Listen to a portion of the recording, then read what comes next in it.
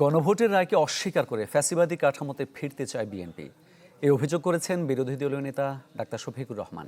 বলেন, জনরায় বাস্তবায়ন না হওয়ায় জনগণের দাবি আদায়ে রাজপথে নামছেন তারা।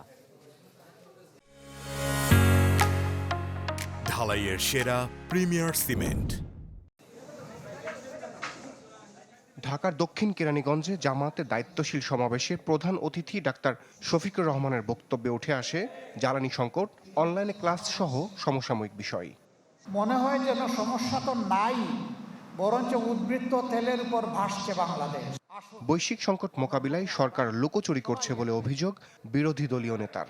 বলেন, এই অজুহাতে শিক্ষার্থীদের অনলাইনে ক্লাস নিলে আরও বেশি ডিভাইস আসক্তি বাড়বে, যাতে শিক্ষার অপমৃত্যু ঘটবে।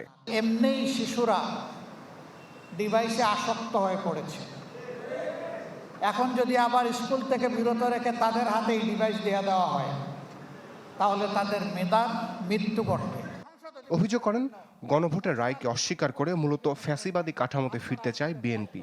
হুঁশিয়ারি দেন, রাজপথের আন্দোলনের মাধ্যমে জনগণের অধিকার আদায় সংগ্রামে নামবে জামাত সহ 11 দল।